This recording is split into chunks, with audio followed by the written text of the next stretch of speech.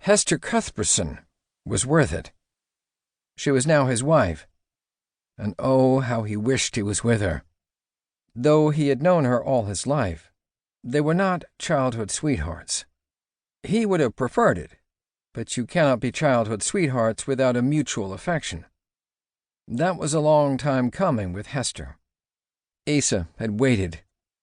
He was never so sure of anything in his life. Hester was his rock, and he did not quite feel whole without her.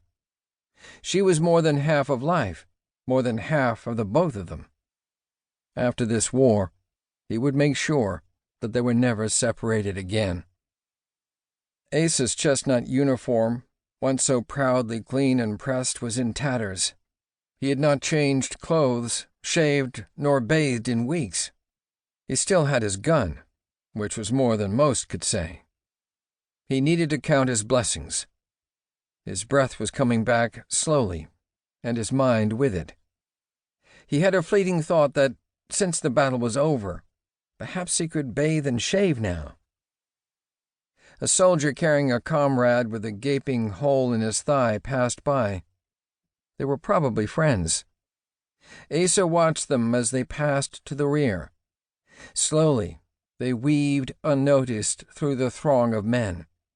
The soldier held on to his comrade with loving desperation.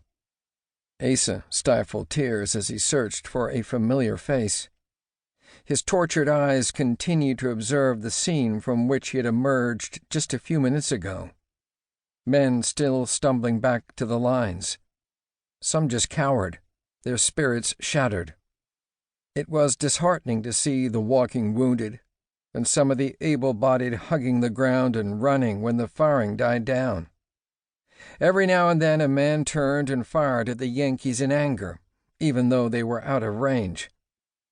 It had been like participating in some kind of depraved potato sack race. Arms, blankets, rifles, and knapsacks were scattered in surreal heaps on the bleeding battlefield.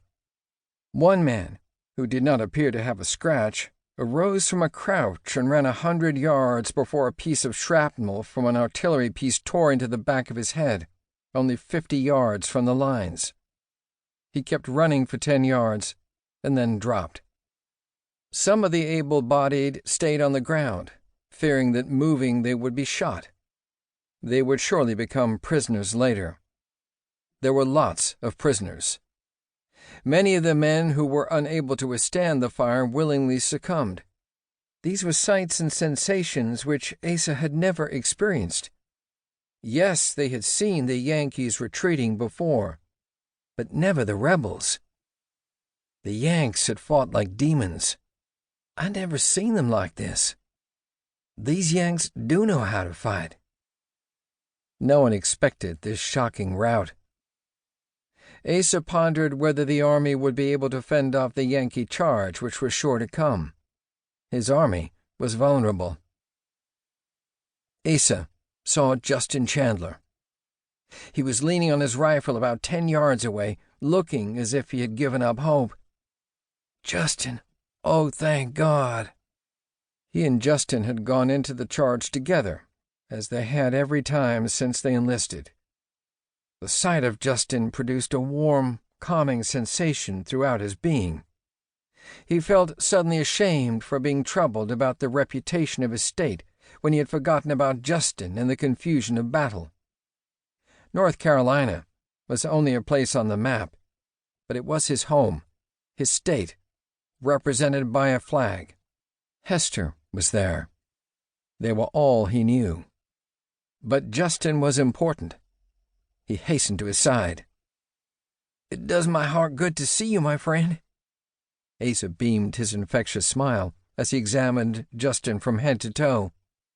They shook hands and drew into an embrace. "Lord, we was lucky. We was 250 yards from that stone wall. Just couldn't go no further. Some of the boys kept going, but most turned back. I never seen such a stampede. Asa, look at you.